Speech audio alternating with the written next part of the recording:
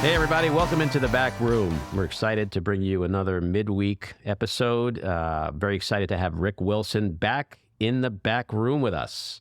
Rick is the inimitable and renowned political strategist, infamous ad maker, writer, speaker, political commentator, co-founder of the Political Action Committee, The Lincoln Project, and a two-time New York Times bestselling author. Rick, welcome back into the back room. Well, thank you, Andy. Appreciate it. Glad to be back with you. I want to ask you about the Chinese high-altitude surveillance balloon. Do you think this is something that Marjorie Taylor Greene's Jewish space lasers can take out? You know, I'm not sure if the space lasers are at the right orbital inclination to be able to go after the balloon. I think they're more like an equatorial orbit. So it's going to be dodgy, but given apparently our Semitic high-energy weapon technology that Marge believes in, we should be okay. So in the hierarchy of balloon defense systems, you're saying it's just not quite there yet? You know, I think a directed energy weapon of some kind, probably something to fry the intelligence platform underneath it, microwave radiation. So the space lasers, I don't know. It's a top-down problem. The balloon may not be vulnerable from the top. You never can tell. Yeah. So I want to talk to you about all the craziness that's going on in the House. Let's start with like yesterday's vote to boot Ilhan Omar. Right. When I see what's going on, I have such a visceral reaction that makes my blood curl when you have people like Gosar who tweeted out images of murder, when you have Marjorie Taylor Greene who denies that a plane hit the Pentagon on 9/11 and stalks, teenagers like David Hogg down the street, or, all this stuff that, we see coming, George Santos, but yet Omar is not capable or qualified enough. Like, what do you take away from all this? Andy, look, the attack on Ilhan Omar, I'm gonna be slightly contrarian here. She did make it easy for them with some of the anti-Semitic stuff that she has said in the past, and has not fully walked back. I'm not gonna excuse those things from her, but just because they made it easy for them doesn't mean it's the right thing for them to do. But has she, from what I can see, she has, I've heard her apologize. I've heard her say she met with Jewish leaders, and she understands how the comments she made were, were insensitive and dangerous. Like she has walked it back some, but I think it still wasn't to the point where it was unimpeachably, clear. And that made it for these people easy, and it also made it in the sort of mob boss thinking that dominates today's Republican Party. It's, you come at one of our guys, we're going to come at one of your guys. So they were having their revenge on Swalwell, Schiff, and Omar because they felt like, Greene and Gosar and a couple of these other idiots were booted. And so they had to have this sort of tit for tat thing. Now, I will also say, despite what I think are some fairly, ugly prior statements on her, I don't think it rose to the level of expelling her from the committee. Because if you want to get down to what they're really saying, underneath it all is she's not an American enough for their committee. Because the anti-Semitism stuff had a layer to it, but what they're really saying is she's from Somalia. She's not us. She's not an American. She doesn't have the same. We're not going to be in a political environment where differences of opinion can be allowed. We're going to find the way to poke at the ethnic underpinning of what we hate the most, and that is somebody. And they hate her because, and look, I'm not in the Omar fan club, but they hate her at a level that is completely incomprehensible outside of the MAGA movement. They hate her because the thing they hate in the world the very, very most is the propositional story of America, where she came as somebody who came to this country legally, thank you very much, became a citizen, became an activist, rose up, ran for Congress, got the votes of her constituents in her district, and won. Now that is the most American goddamn thing I can think of. Because we are not a country based on a single race or a single religion or a single ethnicity, and I know that there's these two competing streaks inside the Republican religious right of both hardcore Catholics, and speaking as an ex on that, and hardcore evangelicals, they believe that the number one taint of Ilhan Omar is that she is a Muslim, and their reaction has always been that way to her. They have really gone after her from the very beginning. Oh, she married her brother. She did the. It's all bullshit, but look, they're going to have this sort of petty, vengeful bullshit that they do. And they were going to take out the lowest hanging possible targets that they could. And she was a lower hanging target. And again, I'm not agreeing or approving with their decision. But she certainly they had a lot of ammunition going in, and they didn't have reasons, but they had excuses, and she gave them some excuses. I will say this also. Look, I'm not like an AOC fanboy. I think she's very social media centric and cameras and the camera loves her. But man, she actually had one of the best floor speeches I've seen in a long time yesterday. She lit amazing. that place the fuck up. She was not taking any prisoners on that. And then she had that slap thing at the end where she pissed off and walked away, which was great. How high up? I'm sorry, go ahead. I heard one Republican say, "How dare she speak with those tones on the floor of the House?" I have seen some shit from the Republican Party in the last 8 years on the floor of the House that makes that look like the Oxford Debating Society. Yeah, them talking about tone is pretty rich.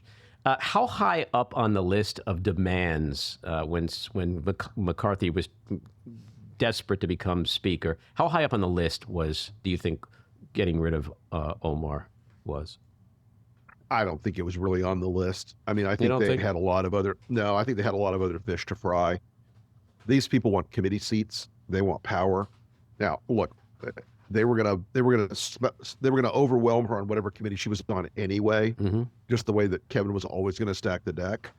But then, from what I understand from discussions with people inside the process, all the demands were as cynical and as venal and as shitty as you can imagine. They wanted their committee chairs. They wanted to be where the lobbyists would be bringing them wheelbarrows full of money. They wanted to be on committees where they were going to get a lot of camera time. And that's what this whole kabuki dance bullshit with Matt Gaetz and the rest of them really came down to in the end. And McCarthy peeled them off one by one by saying, okay, you're now going to be on the Investigating the Investigators Investigations Committee. You're now going to be on blah, blah, blah. And in doing so, he was able to, in the oldest song as old as time in DC, he basically bought them. And so what do you think happens amidst all this that we're talking about? What happens to George Santos? 30 days from now, 60 days from now, what are we going to be looking at, do you think? Well, look, I think McCarthy's majority is so small that even one vote changes the game. That is not the most red district in the world. They fear that the Santos radiation there is so strong right now that if they ran a Republican, it probably will end up being somebody who had endorsed him or backed him or knew him. So they're going to keep him in a box. They're going to hide him. They're going to roll him out for votes.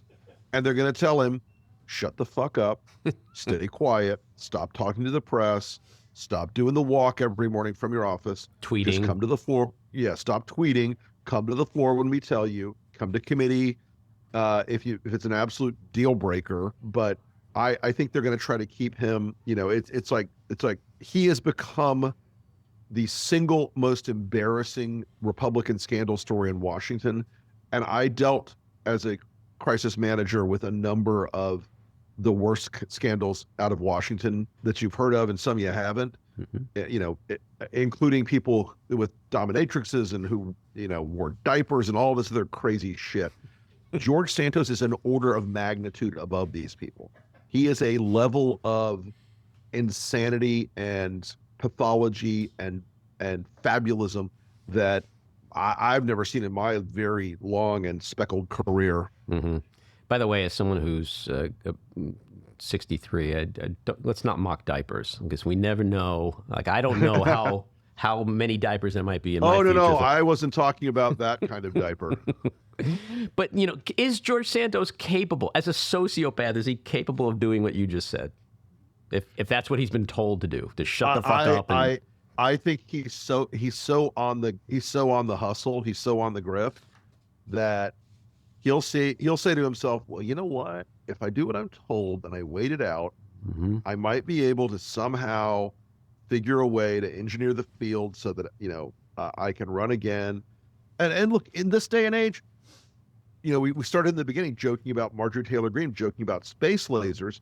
In this day and age, George Santos is not such an outlier in terms of saying stupid shit that you can automatically say that he won't someday be Speaker of the House. I was just going to say he could be Speaker in 2 years. You're 100%. May already be Speaker. He just hasn't told us yet. Well, Marjorie Taylor Greene is basically de facto Speaker, so why not? Well, no, Marjorie Taylor Greene is the most powerful person in D.C. other than the president. Isn't that crazy? More powerful than Mitch McConnell, more powerful than Kevin McCarthy by an order of magnitude. And the level to which she has become the GOP. I mean, I talked to somebody today, an old friend of mine from another state, not Florida. I see on their state thing that they've invited, or that she's going to come and speak at one of these things in the late spring, early summer. And I'm like, I call him up. I'm like, listen, we disagree on Trump, but are you fucking kidding me with this thing? Are you fucking kidding me? You're having Marjorie Taylor fucking Greene come and speak? What the hell's wrong with you people? And he's like, oh man, she's so popular. The base loves her. They can't get enough. They She's think hot. She's the future. She's hot. Da, da, da. And as the guy who led the fight, who in 2015 stood up and said, oh, for fuck's sake, I'm not doing this. I'm not playing this game with this Trump guy. I have long ago gotten over the sort of sense of like hallucination and like bafflement that the Republicans are doing something completely weird and outside of anything we once believed in. It's now a feature of the party, not a bug. It's going to become more extreme. It's going to become weirder. It's less ideological than it was before, but it's more conspiratorial. It's less driven by any kind of policy, but it's more driven by power. So the rise of the Marjorie Taylor Greenes, the Matt Gaetz, the Paul Gosars, the Andy Biggs, the Lauren Boeberts, and now there are actually a younger generation, a couple of these younger members of the House who are already saying like, well, no, Marjorie Taylor Greene's gone. She's gone native. She's gone inside. She's compromised now. We have to be more pure. They're going to eventually, like all MAGAs do, they will continue to eat themselves from the tail up.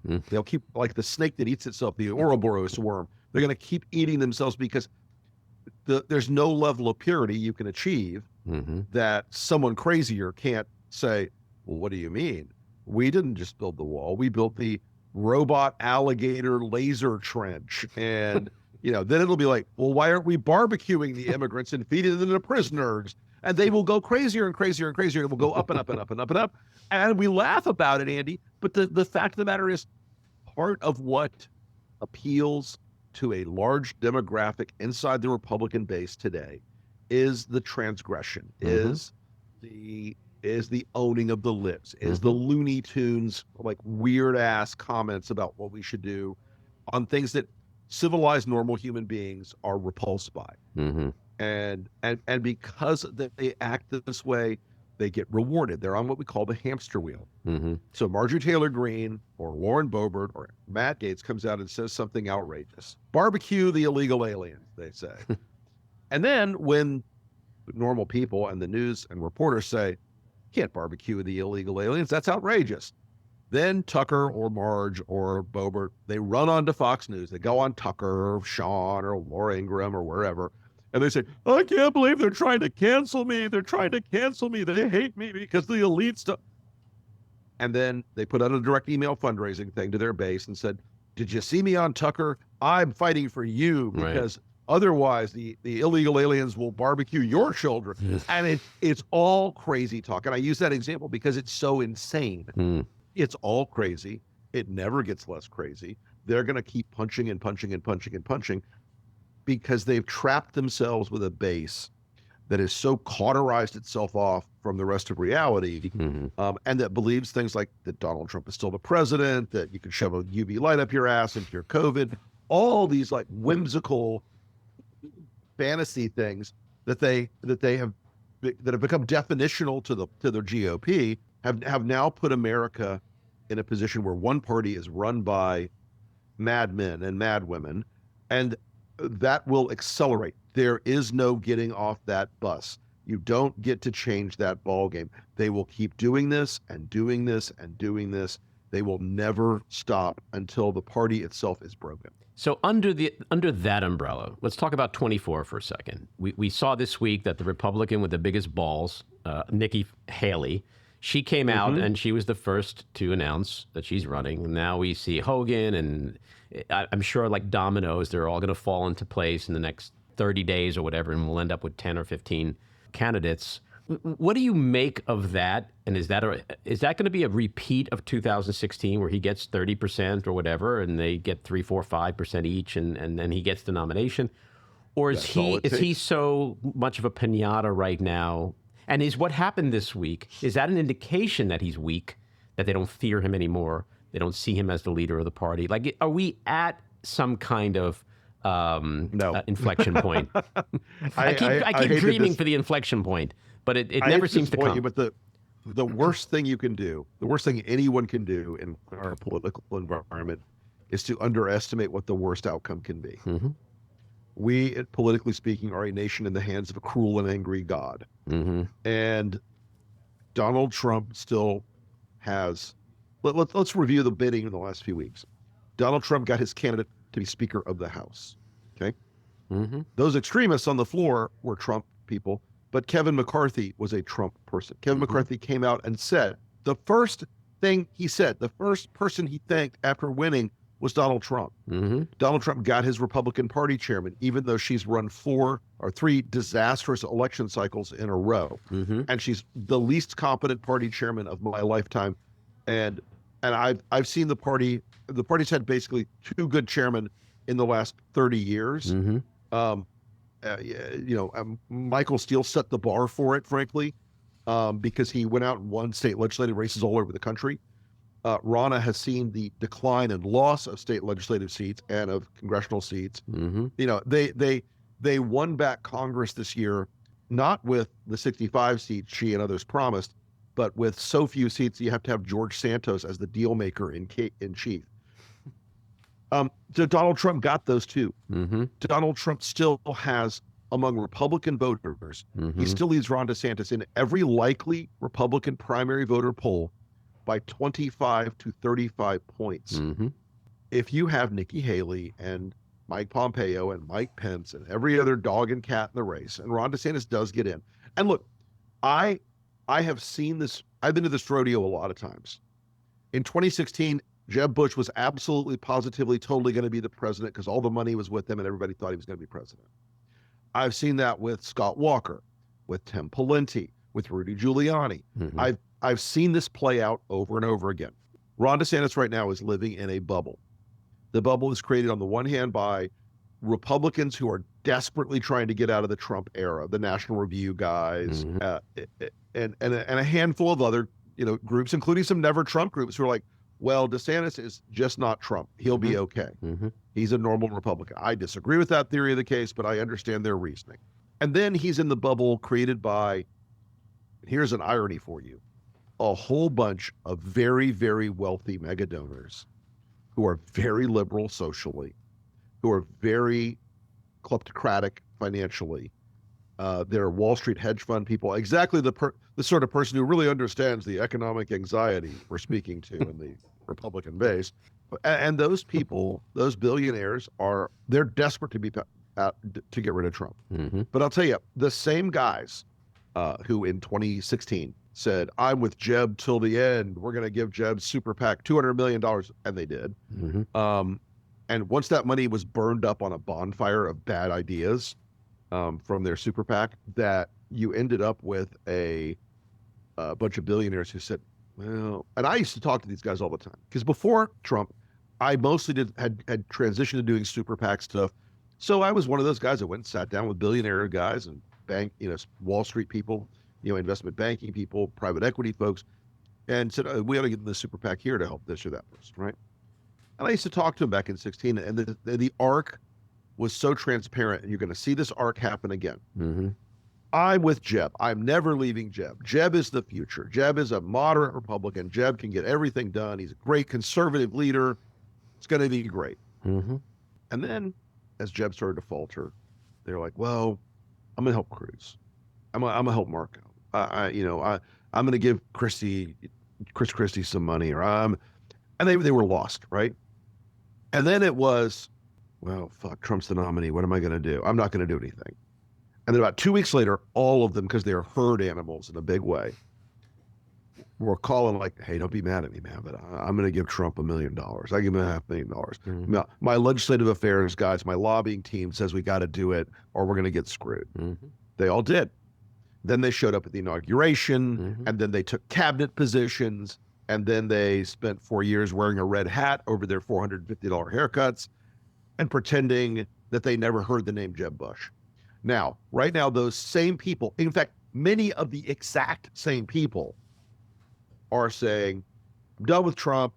Ron DeSantis is the man. I'm never leaving Ron DeSantis no matter what happens. And watch what happens to these guys when Trump wins Iowa, New Hampshire, South mm-hmm. Carolina, a couple of other early states, and the news media attention starts going back onto Trump. Yeah, look, they've already... They can't stop themselves. Right, they're already doing it. Sununu, they've already said if he's the nominee, we're going to vote for him. Yeah, those guys are like, oh, there's the nominee. I'm going to vote for him. Okay. Yeah. Yeah, so much for those. We can talk about that in a second. But so when Trump starts to do that, Ron DeSantis is going to get a phone call one day. It'll be from one of the bigger of these guys, probably like a Brian Ballard type guy. He'll say, Ron, listen, man, we love you. You are the future. We're going to stick with you in the 2028 race. But for now, it looks like Donald's going to do this thing. And we really think we're going to have to be there. My legislative lobbying people are telling me I better get back on the train with Trump because, what would happen if I didn't? And we love you, Ron, but, and he'll lose 50% of them in the early mm-hmm. going. Mm-hmm. By the time it gets ugly and he's burned through his money, because they all do, by the way, they all do. Jeb raised $220 million. Rudy raised $200 and something million. They all burn through the money. There's nothing like campaigning. Shovel the money on a bonfire and then pour gas on it and then run a jet engine to heat the thing up even further to incinerate more money faster. And you will end up, when it gets bad, when it gets tight, when it gets really difficult, they're going to say, hey, Ron, listen, I'm sending Trump $1 million today. I just want to give you a heads up. And it'll get real lonely. It'll get real depressing. And Trump's structural advantages of name ID, mm-hmm. of a persistent number of the Republican base. When you look at 28% of the Republican base in our polling says they won't vote for anyone if Trump isn't on the ballot. Mm-hmm. That is a bullet to the head of the Republican Party in the general election cycle. Sure is.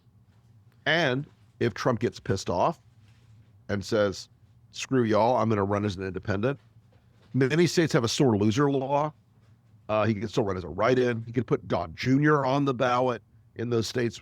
He could do a lot of shenanigans to hurt mm-hmm. a DeSantis ticket. And believe me, Trump doesn't care about the party per se. He cares about controlling the fundraising vehicle mm-hmm. under the Republican Party's brand. Right. So he will perfectly willingly blow up Ron DeSantis or any other person who somehow got the nomination because he's Trump. Right. He is who he is. He's the snake. Well, we'll end on that. Thank you for your time. Great to have you back on. Absolutely, Andy. Great to be with you as always. And hope folks can listen to my podcast, The Enemies List, which is available everywhere fine podcasts are found. Mm-hmm. And read my columns at Resolute Square. Any new books coming out? There'll be something on that soon. All right. Well, then you'll come back. We'll have that discussion soon. All righty. Okay? Take care. Thanks. All right. Thanks, Andy. Talk to you soon. Bye-bye. That's episode 40. If you like what you've been hearing, and even if you don't, let us know. We appreciate the feedback. You can leave us a message at 845-307-7446, email us at backroomAndy@gmail.com, or tweet to me at Andy Ostroy. And when you listen, please take a quick moment to rate and review. It's very helpful. I want to thank my co-producer, engineer, and editor, Matty Rosenberg, associate producer, Jen Hammoud, Cricket Lengyel for our artwork, Andy Hollander for our kick-ass music, Patricia Wynn and the Epicurean for the Backroom Studio, and a big thank you again to our guest, Rick Wilson. So keep your eyes on Washington, Hollywood, and your own backyards, and we hope you'll join us again next time. Have a great week.